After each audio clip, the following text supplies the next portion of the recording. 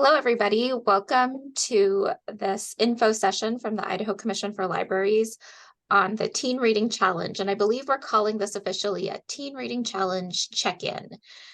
Today, we're going to discuss the Teen Reading Challenge. It launched earlier this year on October 1st, and it goes through April 30th.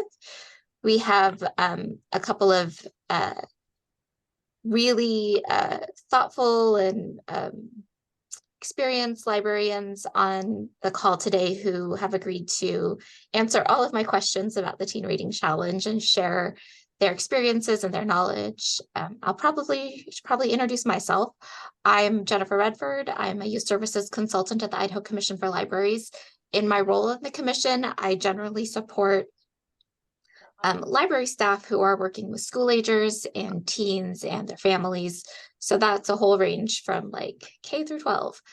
And one of the projects I oversee is the Idaho Teen Reading Challenge, which is why I put this together today and why we are here. So that's me. I'm going to let Angela and Julie introduce themselves. They are our guest speakers for the day. Then I will give sort of a brief overview of the challenge and we can dive into my questions. So Angela, can you introduce yourself first? Sure. I'm Angela Flock. I'm the Teen Services Coordinator at the Coeur d'Alene Library in Northern Idaho. Great. And Julie? I am the librarian at Jerome Middle School in Southern Idaho. We are grades 6 through 8 at our school. Fantastic. And I will say that this is the third year of the Idaho Teen Reading Challenge. So it's a relatively new program. We learned a lot the first year. We iterated and made a lot of really positive changes in the second year. And this is our third year. So this is like, we're really getting going on it. But I will say that Angela has one of the most creative approaches to the Teen Reading Challenge. She also gets a little insider knowledge because she is part of my STAB group, which stands for Statewide Teen Advisory Board. So she gets to help come up with the challenge categories and give feedback on how the challenge should run. But she also has contributed a lot, including designing the reading journal for the Teen Reading Challenge. So Angela has done that. And then Julie has had fantastic participation from her middle school for the past couple of years.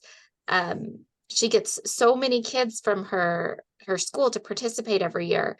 And also is just a fantastic librarian. So I'm really excited to hear what they have to say. I'm going to share my screen just to kind of break up the Zoom a little bit. We've been looking at Jennifer's face for a little while. So let's take a look at the Idaho Teen Reading Challenge website. And I will also throw the website in the chat. There you go. So the premise of the Teen Reading Challenge is that teens are encouraged to read 8 books over 7 months.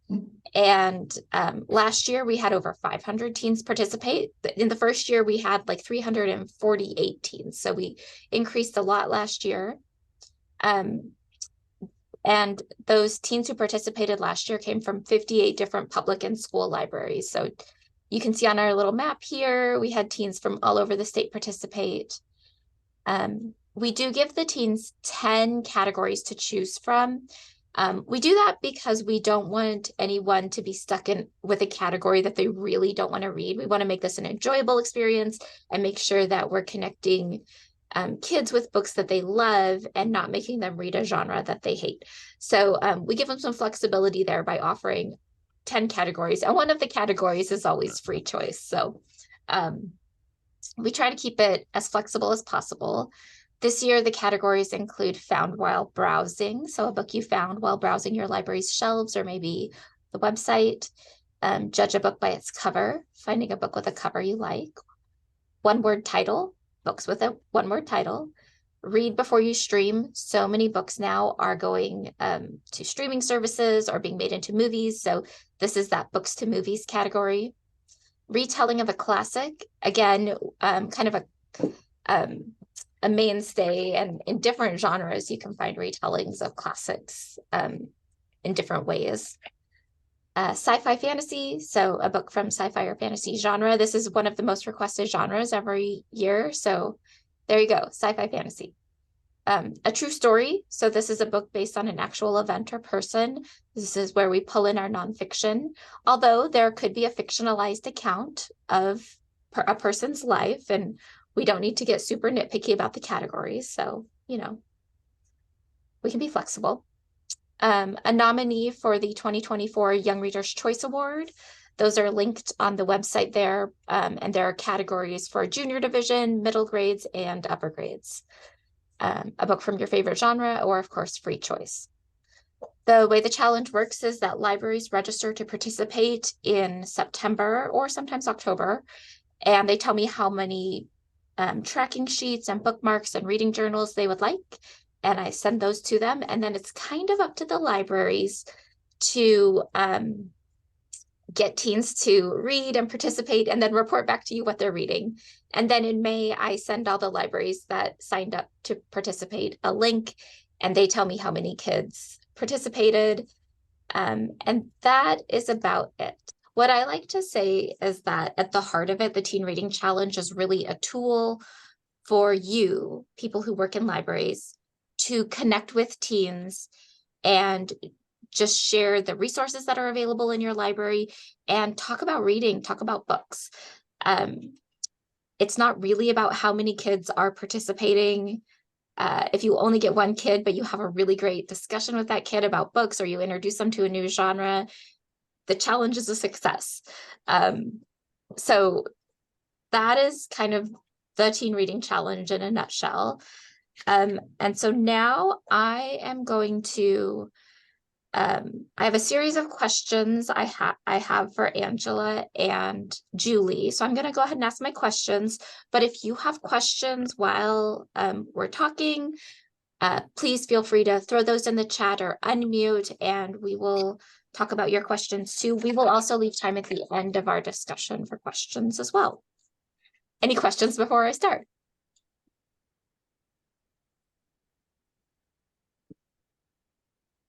Okay, well, let's start with Angela. How do you market the program and recruit teens to participate? So we do that in a number of different ways. It's actually, I treat it a lot like any event for teens in our library. So teen events like this one, this reading challenge, would end up on our teen newsletter that I put out each month, and on our all ages newsletter that our communications coordinator puts out each month. It's just a reoccurring copy and paste onto those newsletters each time once it gets started. So that happens, as well as I also have a teen blog. I'm gonna see if I can go find that and throw that into the chat real quick. But I have a teen blog that I have made a blog post for each year since last year anyway. And this is this year's blog post. It has all the same information that ICFL has on their site, but it's a little bit more geared towards our library. So there's book lists on there that will lead to our books. There's an informational bookmark that I make. There's a PDF on the website that, again, you can do that from home. You don't have to come into the library. And it explains the prizes as well on that same blog post. That makes it easier for me to share with local schools, which is one of the other ways that I kind of promote it in the community. I talk to the school partners that I have at the time. Right now, I have Lakes Middle School is kind of our partner, and the Coeur d'Alene High School, and I've chatted with both of them, and I've shared some information, tickets, different things with them. So we're basically sharing incentives with them as well. So I think that's most of it. Oh, and then in-house. In-house, I have a display of all of the like reading journals with the bookmarks inside, and like a little bit of information at the top, and hanging above it is like this round sign that has like one side says join the Idaho Teen Reading Challenge and the other side's a QR code. This isn't a great picture, but I couldn't figure out how to do this, so like old school printed it. But anyway, so that's kind of the way that I promote everything in our library. That's great. And how many kids do you think you usually like recruit through your marketing? You know, I'm never sure. I think the best way is really word of mouth. So if I'm giving like having a reader's advisory moment with a teen or their parent or anything, I will usually, if I can tell that they're an avid reader, I like mention, hey, do you know that there's an Idaho Teen Reading Challenge? Or even if they're not, you know, sometimes it's even better for people who aren't sure what to read yet. They want to maybe get into reading, but they aren't quite sure what to read. It kind of gives them a little bit of a structure, a little bit of guidance. I never thought about it that way. That's really cool. Julie, how are you marketing the Teen Reading Challenge, and how's your process maybe a little different since you're at a school? So every year I create a very awkward video of myself, just using Screencastify, and then I explain what the challenge is, what the rules are, what the categories are, the process that we use here at the school, and then I send it to all of the reading teachers and ask them to take 5 minutes out of one of their class times to show it to their classes. So then I know most of the students will get it in their reading class. And I also utilize our school bulletin that goes out to the families, and also it's supposed to be read in advisory every morning. So those are the main things. I just like you have, I have a poster here that we keep on a table in the library, and it's just got the tracker and the procedure and all of the categories. So That's great. what we do here.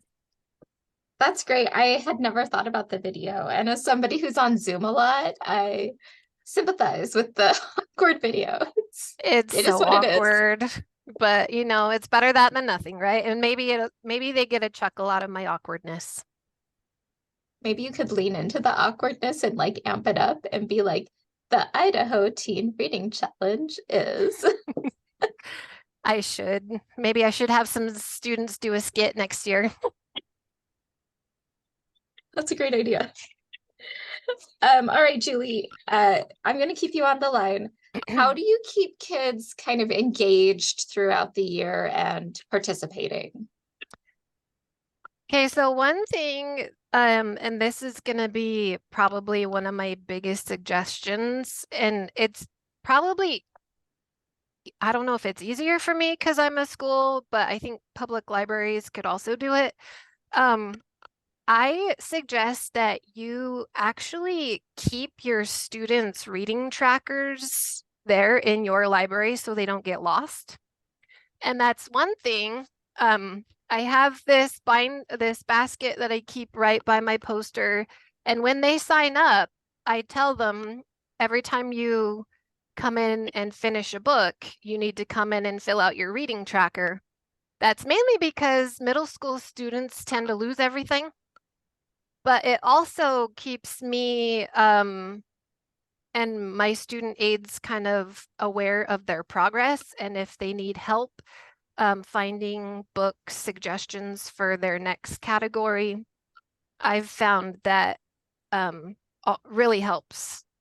And I also every once in a while will do little incentives. Like I'll put a sign by the basket and say, if you finished a book this week, come see Mrs. Davenport, and I'll just give them like a little sticker or a dum-dum or a sucker or something like that. And so just things like that. Yeah, don't ever underestimate the power of sugar to motivate the kids. It's true. That's fantastic. Angela, what are you doing? And I have to say, I love the idea of having them check in with you, Julie, when they finish a book, because I think that's one of the number one issues that I hear from a lot of library staff is they hand out the materials and then they have no idea who's participating, where they're at. And they can't offer that support. So like you said, you can go through those trackers and see what genres kids are needing access to. So I love that. Angela, what are you doing to keep kids engaged? I think I can't, like, you're right, there's a difference between school libraries and public libraries in this regard. I think it would be hard for me to save their trackers, partially because of privacy issues. I think, yeah, basically they'd be able to see each other's stuff if I had it out where they could all get to it all the time. But I'm not monitoring that my area probably as much as I would imagine a school librarian would be. So yeah, um, basically I do incentives through prizes, I think mostly. So I offer every 4 books they read is what I'm doing this year. They get a free book. Last year it was every 2 books. I would love to do that again this year, but I was running low on prize books, surprisingly. So it's every 4 books, you get a free book. And at the end of the entire challenge, they also fill out a little ticket with like for a grand prize entry drawing. And I'm not exactly sure what that's going to be yet, but I do have, this is kind of a question I think that's going to come up later, but I do have a local Mongolian restaurant that reached out to me and was like, can we offer an incentive for, you know, people doing the Idaho Teen Reading Challenge? And I was like, yes. So they're giving us a free certificate for a dessert from their restaurant for everybody who completes the challenge. So there's like things like that. Everything that I have though is hardly costing me anything because the books that I use are ARCs. I get ARCs from our local bookstore. We have a local bookstore that like selects them for themselves and then they give us extras when they're done. I also get them through Baker and Taylor has a ARC program. So, I mean, basically I'm getting them. Most of my books are free. There's occasionally donations that come through and things like that that I'll kind of steal from the bookstore. And that's the other way I get. So most of them are free. But anyway, that's incentives that I think I'm pretty much, that's most of the incentives that I'm offering is how I'm keeping them engaged. But I'm also doing school visits. And as when I repeat my school visits, I'm also repeating, hey, are you guys doing the Idaho Teen Reading Challenge each time too? That's great. And yes, if we've learned nothing from our summer reading experience, it's that those incentives can motivate kids to become great readers. So I love that. And I sympathize with trying to find enough free books for everybody. All right. So Angela, you mentioned the Mongolian approached you, which is amazing. I love that they did that. Are there any other partnerships that you have that have helped make the program a success for you or that you're looking at maybe? So I have also, I consider the schools that I'm partnering with to be partners. I reached out to them saying, are you guys doing the Idaho Teen Reading Challenge? And both of them were like, I was thinking about it, but I wasn't sure that we can offer anything like to keep them engaged. And I was like, hey, would you like some of my incentives that I'm running low on? But hey, more the merrier, let's share them. So basically what I ended up doing is creating a ticket system. So I gave the tickets to the schools, and when they have students that complete, you know, 4 books, they give them a ticket and then they bring it to the library here and pick up their free book. So basically that's one of the, I think that's probably one of the strongest things that, you know, that what I've been doing locally. Honestly, the Mongolian restaurant was not something that I like approached them either.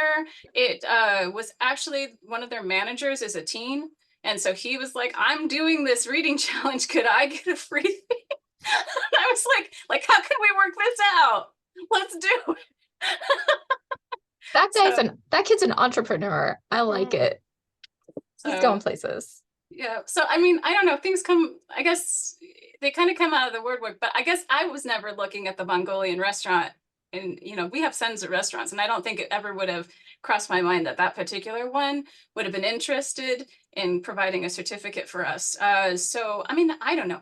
It's also like, if you want to go back to, I don't know, my childhood. What was the Pizza Hut reading challenge that they Book did? it. Yeah, book Book it, it. right? Yeah. And I don't know, if you can figure out a way to like kind of get part of that excitement of book it, I feel like you know, it's where things are at right now, I think. So And I remember when they offered those 3D pins, you know, the giant pins you got for Book It, but it was like a 3D animation one. Amazing. Julie, do you have any partners that you work with? I mean, you mentioned the reading classes. I feel like in your school, that's a really great partnership. Yeah, so the first year we did it, the um head librarian at Jerome Public Library actually reached out to me and we partnered up that year, which was very helpful because that at that point I wasn't sure how I'd get like prizes and stuff. Um, since then I've found ways to get prizes. So that was helpful. And I also have tried to ask local businesses if they'll give like a free scoop of ice cream or something like that for the students who finish. The way I run the contest or challenge is all of the students who finish all 8 categories, I put their name in a drawing and I tell them that the more students who finish the challenge, the more prizes I will get. So that's one way I try and get more students to not only participate, but hopefully give them a little extra push to finish. But one thing that I started, I think I did it the first year. It wasn't as successful the first year, but I wanted to get the teachers involved. So I created a staff reading challenge and I gave all of the staff at my school the exact same categories, the exact same challenge. And my principal, bless her heart, got some Barnes and Noble gift cards for some of the finishers. So we've done that the past couple of years. And last year I got a little wiser and I asked the teachers and staff members who are participating, I created a reading tracker for them and I asked them to put it somewhere in their classroom where students can see it and write what they're reading and what category it is. And I asked the teachers, if you're participating, please talk about the books you're reading with the students. So I try and have the teachers be a part of it. That's fantastic, Julie. I love that idea. And Yeah, go ahead. I actually saw quite a jump in participation in staff from the first year to the second year. And I haven't quite figured out how many staff members are doing it this year, but usually the ones who are doing it are excited to tell me, I just finished another book. So it's been good to have the staff involved. And not just the teachers. I invite paraprofessionals, I invite custodians, administration, counselors. I invite everybody who works here to participate. I love it. You're getting everyone in your building excited about it. And that rubs off on the kids too. They really do, take their cues from the adults in their lives, especially the trusted adults. So, oh, that's great. I'm just going to put a plug in for kind of global incentives too. At the ICFL, we have some restrictions on how we can spend our funding, but one way that we can provide an incentive for libraries to participate is that this year, I can offer a selection of books from probably Ingram is where I'll buy them from, but so the school library that has the most participants and the public library that has the most participants who finish the challenge will each receive a set of books of their choice from the ICFL. And then we will have a randomized drawing from anybody who has somebody who participated. So if you're a public library who just had one teen participate, you are in the drawing for a set of free books for your library. So you can remind your kids that as they are reading, every time they or one of their peers finishes, that gives your library more of a chance to win free books that can be used for the collection, or you can use those to get into the hands of kids who don't have books in their homes. So definitely keep that in mind. The more people that finish, the better the chances that your library will be getting some free books. Awesome. All right. Okay, so let's talk about just general tips or tricks you have for success. And Angela or Julie, either of you can go.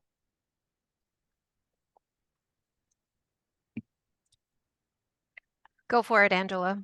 I'm reading my notes, sorry. Okay, I am too, actually. I was kind of hoping you would talk, so I had time to read a minute. Let's see. So I wrote down, I bring it up often in monthly staff meetings to try and help it keep it present in frontline staff's minds. I don't know if that's as much of an issue in school libraries, but in public libraries, the people who are really probably answering most of the questions are the people who are on the desk most of the time. So basically, I'm not always on the desk. I mean, sometimes I am, sometimes I'm not.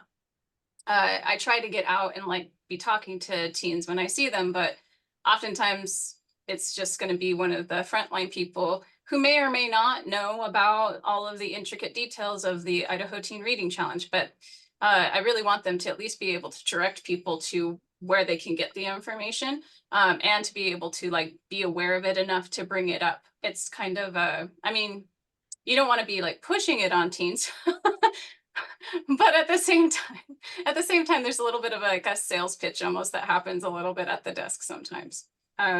So there's that. I really think that the informational bookmark is super helpful to me. I don't know if I want to say like everybody should have one because I think that's a little intense, but it's been super easy for me to be able to just hand to somebody, even if they're saying, oh, I already picked up a journal from the school. I'm like, well, hey, have you gotten this information? You know, this will help you get through it.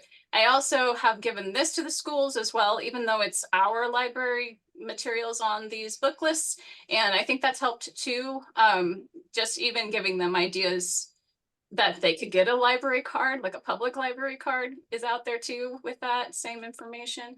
And Angela, your bookmark is a little different than the ones that the ICFL sends out because you put QR codes on yours. Yes. And those QR codes lead back to book lists. Yes, which I think is, if you're at the commission, we kind of struggle with that because every library is going to have different materials in their collections. But Angela does ones that are for her library. So she is able to like build that list and connect locally kids with books in the collection. So I think that's another, if you can build a book list based on your collection, great. Yeah. It's really the book lists that make the informational book lists or bookmarks shine, to be honest. Like I don't put a lot of time into it. That sounds bad. But I mean, like for the one word title, I remember I literally Googled one word titles in YA. And then I went, I got that one. And like, I basically went and found them, you know, and created a list. So, I mean, it doesn't have to be a super high-end product when you're done. It just has to get them somewhere closer to, you know, like some ideas of where to start. The other thing I would just like to mention is I track my journals by putting like numbers on the corner. I mean, I guess I don't know if this is like everybody does this, but I just write numbers on the corner so that I know how many have gone out without having to worry about it very much or think about it very much. And also, I really think that the idea of creating tickets so that you know how many people are still participating and engaging throughout the year is helpful too. I think that's most of my tips. Those are great. Julie, what are your tips and tricks? So I wish we could use QR codes, but our students are not allowed to like use their cell phones and their devices. So but one of the things most students struggled with the past 2 years was finding books that fit in the categories. So this year I got smart and I have student aides that help me take care of book circulation. And I made it an assignment this year. I told them, like Angela said, get on Google these categories, and then after you've Googled some books, then go through our catalog and see what we've got. And so now, by the poster, we have a whole list of recommendations. And I think that's been one of the biggest helps, because I think that's one of the things I noticed that caused students to not complete the challenge, is that they would get frustrated, and not all of the students are comfortable at coming and asking for help. So I educate my student aides, and I let them know that one of their jobs as in this class is to help me with helping students find books for the reading challenge and answering questions. But we also just leave this sitting on the right by where they fill out their trackers. So if they need help, that they can just look at it and then come and ask us if it's available. So That's great. yeah. I love getting the kids involved too. First of all, that's such a unique skill to Google the thing and then connect it with information that is actually in your library. And especially for middle schoolers, what a wonderful like scaffolding assignment to get them kind of comfortable doing a couple of tasks that are like linked together. Yeah. That's great. They did a good job.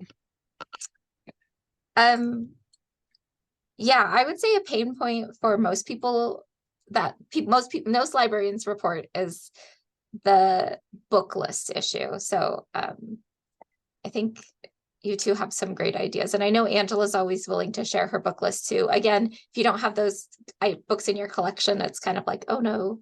But you also can Google the things and then create the book list. And I believe if we haven't done so yet, I know that in the idea collection in Libby, that Marina was going to create some Idaho Teen Reading Challenge categories for Libby. So I don't see them up there now, but I'll double check with her about getting those up. So yeah, because those are also available. Okay, so let's talk about what your teens at your library love or what they don't love about the challenge. Any feedback you've gotten from the youths? I don't know what they do. Oh, well, anyways, they seem to really like tracking their books, so much so, like in the journal, I mean, so much so that they don't want to give the journal to me. I don't require it, but they think that it's required to turn it in. At least, I mean, I know some other people treat it differently, but so I don't require that they turn it in. It becomes their journal, but that's the hesitancy. They're like, I don't want to turn this in. I actually want to keep it. And I was like, okay. So that's been kind of fun for me, maybe in a different level, because I actually sort of created some of the design inside, but it's really interesting to see how invested they get. I don't think it's in the tracking necessarily, the competition part. It seems like they actually get invested in like the reflection part that the journal brings in, I think. Yeah, and the journal, if you haven't had a chance to flip through it, it's like a dot journal, so you can really bring in some creativity there and kind of meld your creative side with this like more analytical tracking side. It's fun. Julie, what about kids at your school? What do they love or what don't they love? They love that they can choose which categories that they can read. I think at first when they find out there's 10 categories, but then I say yes, but you only have to do 8 and you can choose which ones you do, then that gives them more freedom. They really like that. I don't know. I think it's probably just because it is middle school. They don't like tracking them, which is why it's another reason why I keep their trackers in the library so that if they have questions or if they need help, my student aides and I can help them. But another thing that they really like is if you put any kind of prize or incentive on it, teenagers are crazy competitive. So, and every year I seem to have this group of students that are like, I'm going to be the first to finish all 8 books. So in my information sheet, I actually say like the first 30 or so students to finish will get a special prize. And the first year that I did that, I was like, that's a crazy high number. I'll never reach that. And I I don't remember. If I didn't surpass it, I was very close to reaching it. But like this year, I just bought these drawstring book bags that says "Have book will travel," and when they come and tell me that they finished the challenge, I give them one of these book bags along with the sticker that you guys gave us. Yes. And I just counted, and we already have 11 students who have already finished. It's And amazing. Congratulations. yeah, in just 2 months, yeah, they're doing good.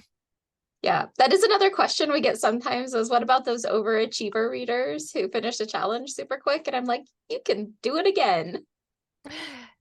Then read the other categories. Other categories.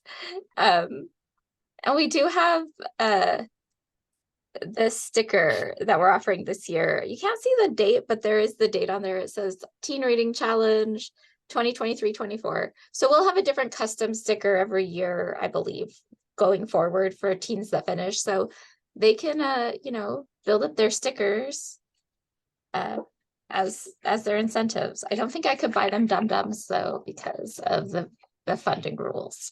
Yeah, it's okay. Okay. So last question, and I didn't send this to you two ahead of time, but every year, and Angela knows this, every year when we try to figure out the categories, we think we do a pretty good job, and then there's always one that we're like, that was trickier than we thought it would be.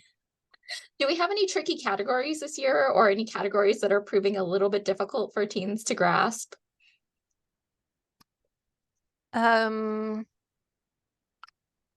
Yes. The retelling of a classic. Oh, really? So my students always are like, what does that mean, retelling of a classic? And I said, it's just a spin on a fairy tale or a story that's retold in a different way. So one of on our book recommendation list, that is actually one of the largest lists of recommendations, just because that's the main category we've already gotten most of the questions about. Good to know. And I remember when we had that discussion, there was some discussion about, were we going to just limit it to fairy tales or classic story? And I think we went classic because it was broad enough that it can encompass a lot of things, but I don't know. Angela, what about you? I'm not 100% sure that they've asked questions about this. Like, I haven't gotten a specific question about a specific category more than once. But people have asked what the YRCA is. Like, I mean, it's on my bookmark. I have it like, you know, laid out like it's the Young Reader's Choice Award, but in the journals it just says YRCA, and they're kind of like, what's that? You know. So I think there's been a little bit of a kind of a learning experience that, you know, there is an award out there and you can actually vote on it and like find that information. That's a little bit of us slipping vegetables in, like. But yes, it's a good opportunity to talk about Young Reader's Choice Award. So, okay, so that kind of concludes the questions that I had set out to ask all of you. So I'm going to open it up to our audience. If you would like to unmute and ask a question or type a question in the chat, we can go ahead and try to answer them as best we can. I will say Gina Marker, who is also on staff, is on the call too. So Gina, if you have any words of wisdom to share, please do. I actually have a question for you from I get a lot from a lot of my students is I think they think that I create this challenge. So they ask me, how do I suggest categories? So is there a way that we can suggest categories for next year? Yes, on the final evaluation that I send in May, there's a question where you can suggest categories. And so if you can just keep a list of those throughout the year, and especially if it's like a narrative box. So if you put in, my students really would like graphic novels or whatever category it Okay. is. I think when we get into our discussions, and it's always, we need to have the discussion like twice because we're always like, we only have 90 minutes to make this decision. And but yes, send those along in your final evaluation. Ooh, new information for everybody. We also decided, thanks to the feedback from the staff group, that when you do your final evaluation this year, that you can also register for next year at that time. So if you know you're going to participate again, you won't have to do that in September. For school librarians, that's like right when your year is kind of ramping up too. So you can just get that done in May and know that you're going to participate next year. So Nice. yeah. So yeah, let us know in the final evaluation, or you can just email me at any time and I will also jot that down. Hey, Jen. Yeah, Gina. These were all great tips, and I don't have anything any more awesome than these great ladies are doing. Thank you so much for sharing. But I will say just one new thing that we're doing in West Ada District this year. For the first time ever, we're creating a district-wide reading challenge called the Literary Games. And we have 35 categories, and students read 30 of them for gold, 20 for silver, 10 for bronze. And one of our categories is something you've read for the Teen Reading Challenge. So, trying to incorporate that in, because you have students who want to do just a little bit of something. So, okay, do the TRC. And then you have kids who want to, do more, maybe are more competitive or want, bigger prizes or whatever. So then they can do the literary games beyond that. I like that. And I totally don't mind if the TRC is a participation trophy. That's awesome. Everybody should participate. Absolutely. I would imagine that you all have a lot of iBob teams too. So I'd imagine that those iBob kids are probably loving the Olympics. Yes. One of my freshman iBobbers told me today that she is 21 books in out of 30. So Whoa. yeah, Yeah. she's a super reader. As a former super reader, who I'm still kind of a super reader, but when I was a teen, I read a lot. And I just love that we have something for those kids who Right. who just that's what their world is. That's what their world is. Right, exactly. That's great. Thanks, Gina. Yeah. And you said your whole school district is doing that, or just the secondary schools? Secondary. Okay. Oh my gosh, can you imagine those second graders with their picture books? They'd be done so quick. Oh yeah. The sure. easy readers. That's awesome. That's great. Does anybody else have any questions or any thoughts or suggestions? Any great ideas?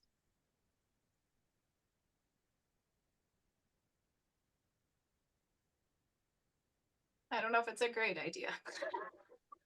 But I heard about some sort of like a reading challenge where they took the idea of like a trading card game and they mixed it with the reading challenge. And I've been trying to think of how I can make that happen so that like you get essentially a trading card or a sticker or something for every category, regardless of, like, you pick 8 categories, you get 8 stickers, you know, out of the 10, and you get to pick which stickers you want, essentially. I've been trying to think about that. Like, I think it would be really cool. And the way they did it, the trading card thing was really cool too, but it's like a different level. Like, they did dragons and it started with an egg and then it grew up, like it leveled up. That's That's too much. I wish I was creative like that. Right? I But just love yeah. other creative people. That's No, awesome. but it's a great idea. But I was also like, if this could also be like a small little incentive, like to get them all the way there. I don't Yeah. know. I wonder if there's an opportunity for kids to, when they're finished, like get their card and then enter the title that they read and then trade it with their friends so they could get their friends, like share what they're reading with their friends and get them to read the same books.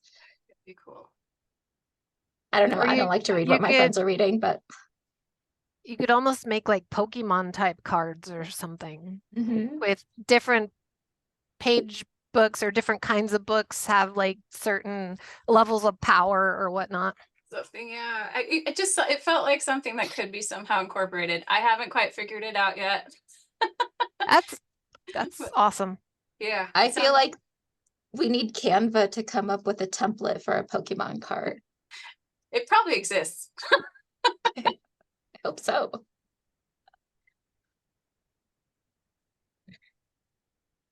All right, well, unless there's any other questions, I will go ahead and stop the recording and close out our time for the day. Before I do, I want to thank Julie and Angela for sharing their experiences. They are rock stars within our profession. Honestly, you all are rock stars. You're all doing amazing work in your communities. I appreciate all the work you do. And I think that the teens you work with really appreciate the thoughtfulness and the effort that you put into your work too, and connecting them with books and with library resources. So thank you for being here and thanks for sharing your experience. Thank you for inviting me.